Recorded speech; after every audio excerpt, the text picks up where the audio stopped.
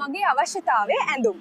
මගේ වුවමනා ටී-ෂර්ට්, කලිසම් සහ සපත්තු.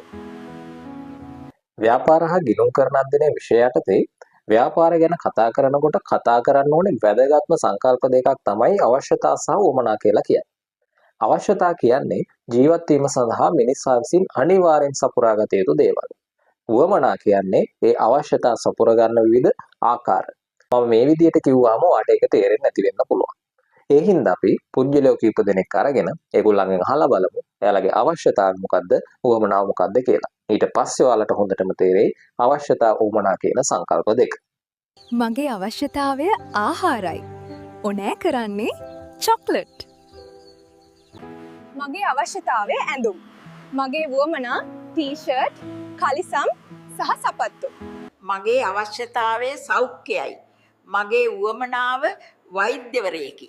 ඔන්න ඔය විදිහට තමයි අපි 10 සහ 11 මුළු විෂය නිර්දේශයම AI තාක්ෂණය පාවිච්චි කරලා ඉගැන්වීම් කටයුතු සිදු කරන්නේ.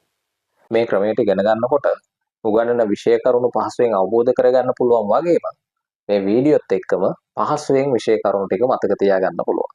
ඔබ තවමත් අපේ පන්තියට සම්බන්ධ වෙලා නැත්නම් පහත අංකයට WhatsApp කරලා පන්තියට සම්බන්ධ වෙන්න පුළුවන්. මගේ අවශ්‍යතාවය ප්‍රවාහනයි. මගේ වුවමනාව බස් එක. මගේ අවශ්‍යතාවය සංනිවේදනයි.